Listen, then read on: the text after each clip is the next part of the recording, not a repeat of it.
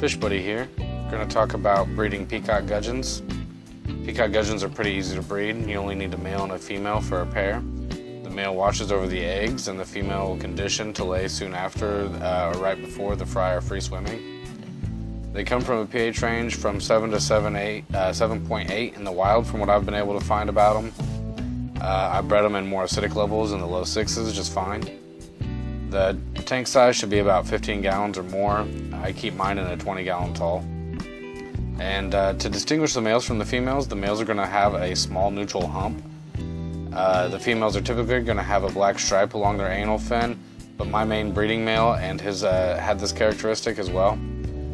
So it's not always the case. And females also tend to have a yellowish patch on their sides of their belly, more so than a male. And all the peacock gudgeons are brightly colored orange stripes on a light bluish iridescent body. And that's what makes this fish beautiful. They really show their colors when flaring to mate. So they prefer to spawn in caves, and I found half-inch PVC pipe works perfectly. Length of about 6 inches with an end cap seems to be what they would prefer. I gave them a few different size options. After placing the proper spawning sites of a capped PVC, you're going to want to condition them with fresh food. I like to use mysis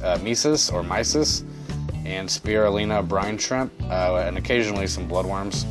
They're picky eaters in my experience, and hesitantly they'll take flakes or very small pellets.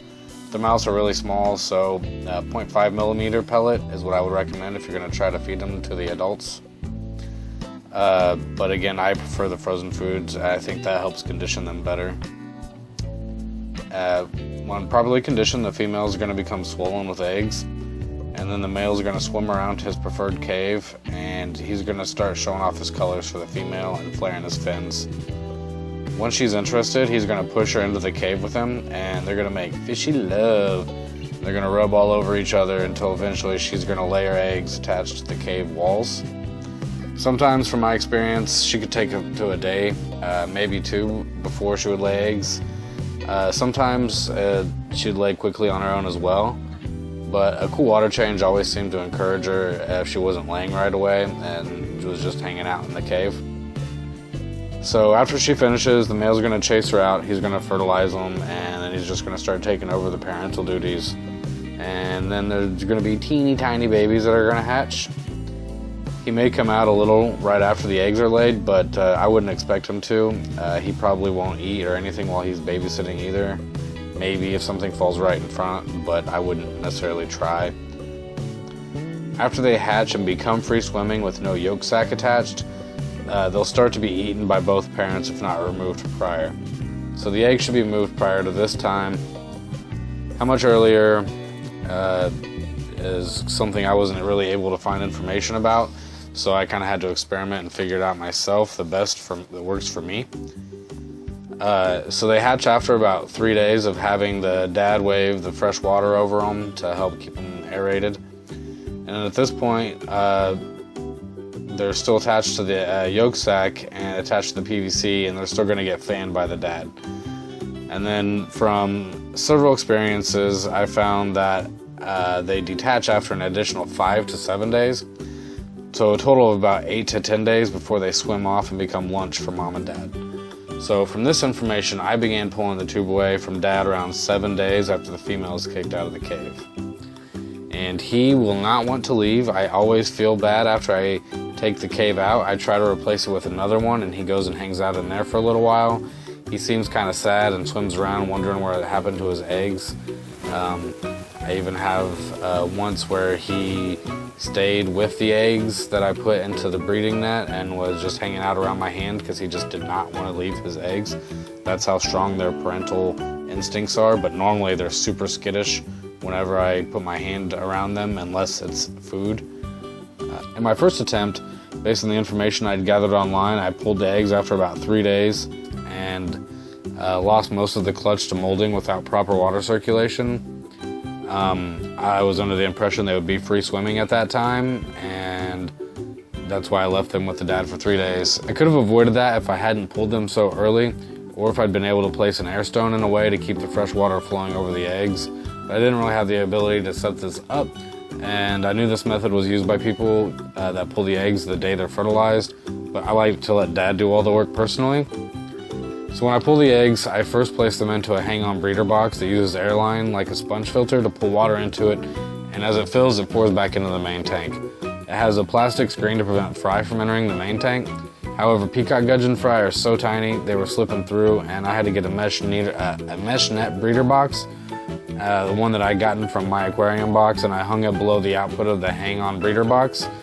And this collected the babies that got through, while the ones who stayed in, they had a little bit more room to hang out. So it's possible to place them in a second tank if you use water from the main tank and the filter is properly cycled. I chose to do this eventually after the fry grew a bit older. They are so tiny when they hatch, they're basically invisible except for the little black dots that use their eyes, that are their eyes. Being so tiny requires tiny food for their tiny mouths, and everything I found online talked about culturing live foods, but that's not really something I have time for. So initially I crushed flakes up very finely, but knowing they're picky eaters, I really wanted something else. Frozen baby brine shrimp are actually too large to easily fit in their mouths when they're smaller, so I needed something even smaller than that. And I found a food from New Life Spectrum called Grow, which is basically powder. I just take a tiny pinch and slowly rub it between my fingers, and they just swarm to it. I guess alternatively, you could grind the pellet food up for them, but again, they're just kind of picky eaters about pellets and flakes. As they get larger, they start to develop the eye spot on their tails, and around this time or shortly after, they should be large enough to feed frozen baby brine shrimp. They absolutely go crazy for that. My oldest fry are about 4 months old and are only just showing any signs of the bright orange coloration or the black stripe on the anal fin. But there is definitely the yellow iridescence in their fins, and that's starting to look pretty. Unfortunately, my camera sucks and I can't really pick that up. So they grow really slowly, and they only reach maximum size of about 2 to 3 inches, depending on where I found information. And from what I've read, it takes several months to reach this size and approximately 9 months to reach sexual maturity.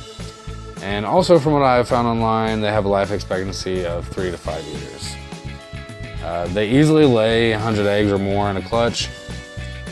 I still have some growing to do, but I plan on getting 2 breeder pairs from the different sets of parents to continue my breeding projects.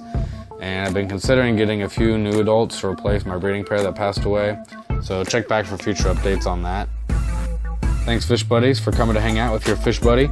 And please subscribe if you haven't already done so. Just click that subscribe button. And we'll see you guys next time, and have some future updates on this and some of my other tanks and breeding projects that are going on.